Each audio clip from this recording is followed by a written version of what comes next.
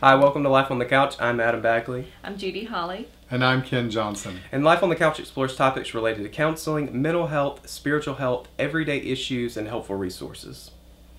So what is going on with you? And you are not Libby. I'm not Libby, I'm Judy. So I guess, let's find nice out. to have her here. Yeah. Thanks for having me. So Judy's one of our other counselors up here with us at East West Psychotherapy. And so, one thing we are trying to do is kind of bring everybody in so we can get some different perspectives and different looks on what goes on. And so you may find that some of us aren't here, or we've got a different crew. So just letting everybody know, Libby didn't get fired. She's not coming back. We're just gonna have some transitions between different counselors.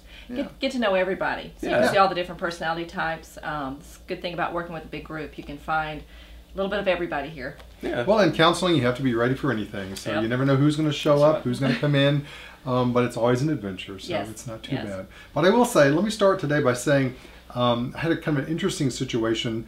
At the end of the week, I always go through my checks and have to do my deposits and all of that, and do the paperwork kind of thing. And I got a check this week, and you know how you have the 4 at the bottom of the check for the little memo and why you're coming or what you're doing? Well, these particular clients had written 4 and the word hope. And I thought, well, that's kind of clever. I was looking at it going, yeah, I think that's a big part of what counseling is all about, is that it's nice to have a couple that they are coming into counseling and they're looking for hope. They want to see something different. And that really is a little bit about what we're all about as therapists, is we want to bring hope to people that are having difficulty. And I think a lot of people that come into counseling, that visit a counselor, are really there because they want to see something different. Absolutely. Well, I mean, even just shifting your mindset, though, and coming in maybe thinking, look, this is a place that I can get some hope and get some help and have somebody to work with me through a difficult situation, instead of fix me, or I'm crazy, or this is my last resort. Right. And I think that's what it is. A lot of them, it's the last resort. So they have lost all hope by the time they get here. And they're to the point where I can't do this on my own anymore. So, and that's kind of our first line of defense. It says, to help them see that there is light and to be able to. Well, have you ever had anyone come in where after they start talking, you feel like your job is to nail the last nail in the coffin? Yeah. That they really aren't expecting anything to happen. They're just giving up on everything. But there is that sense that if we can help them to say, you could make this work. It could be good for you. And here's some things you might do, just to be able to do that for someone, so that when they leave your office, they at least think there's something they can do, and they have a better, more positive attitude about what that looks like. What a great thing for them to be able to leave counseling knowing, I think we can make this work. Right.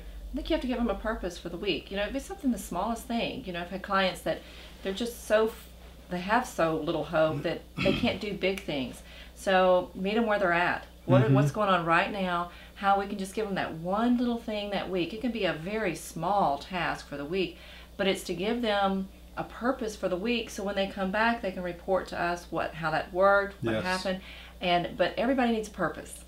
And if you don't have a purpose, and it can be a small or big, there is no hope to go on. So I mean, even with that though, Judy, I mean, thinking that you're making an investment, and you're investing in yourself, in your relationship. It's not in me or in you.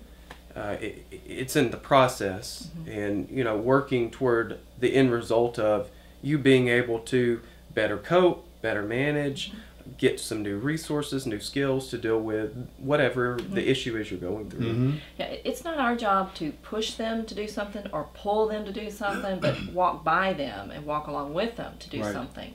Yeah, we can't fix it for them, but we can walk with them and kind of be their support when they need it. Kind of be able to whisper in their ear, this is a good coping skill. What do you think about this? And let them try those things. So it's definitely not our job to push or pull, but to just walk with them. And a lot of times I will ask, well, what do you think I should do?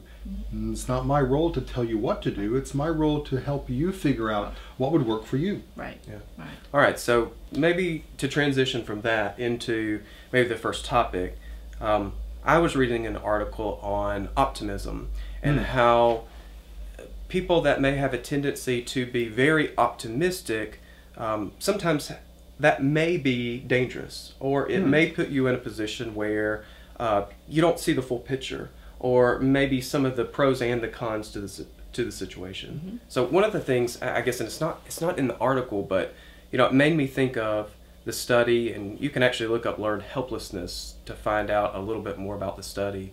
But the study with the dogs, where they had them in harnesses and they were applying an electrical current to them, and how over time, after they take those harnesses off, those dogs were, they didn't leave the situation. They stayed, and so even though they're still being exposed to this shock, they've almost learned that, there's no hope. I'm just going to sit here and I'm going to take it, even though, the way out of the situation is right there. And I kind of thought maybe how that parallels the article in a sense of, what would it be like to maybe have a learned optimism? Maybe you've been in relationships, or you've been in circumstances where you just always look for the silver lining. You're always looking for the positive, and how in being in that situation, you may miss something, and you may get to the point where, you've kind of lost an opportunity to maybe better handle or deal with some of the difficulties because you're so focused on, well, this is going to get better, or, what, I'll wait and deal with this another day. So that's kind of what we always talk about optimism as being a very good thing, a very positive thing, but it sounds like what you're saying is there are times when a person could be maybe too optimistic, think too hopeful about what to be there, and maybe not be realistic about what's ahead for them. Sure. I see it almost like as a defense mechanism. I'd rather look at it as a really, really good thing instead of dealing with the issue. And the issue gets so far out of hand, it may get to the point where it's destructive and can't be resolved because they kind of stuck their head in the sand. Yeah, sure. And instead of just being able to see the good, but also the bad, and be able to say, okay, now what can we do about it to make it all good? But they only looking at the good part. So actually, you could get a situation to go too far. And I see that would be a danger.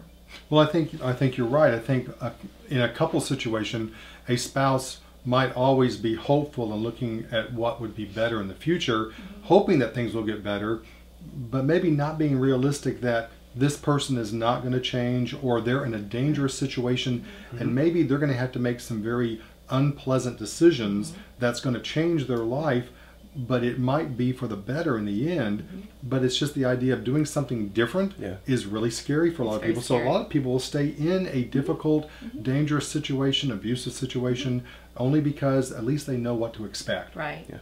Yeah. Here's one of the big things that I thought about this article, and I wonder if, in doing this, almost moving past the point of, I'm so focused on the content or what is happening, the problem, to focus on the actual process, and maybe ask yourself the question, why am I responding in this way? Why am I wanting to maybe look at this situation and only see the good?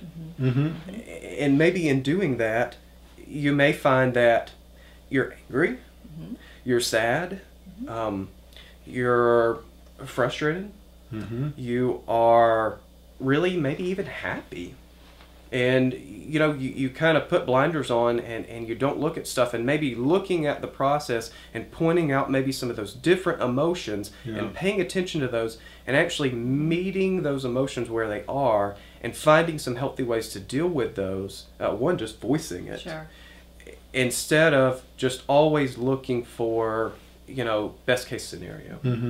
Well, some people are afraid of those emotions. I think maybe that's why they don't want to face them. It's just easier to look at the silver lining and the happy side of something instead of dealing with the negative emotion. And some people are afraid of those emotions. Well, I think that goes back to the learned helplessness. And, if you've learned through some process of upbringing or relationships that, it's just better to look at the positive, because if you look at the negative, oh my gosh, it might happen, or, it's only going to make it worse, or you don't even want to know what'll happen if that goes on. Well, they are getting something out of it.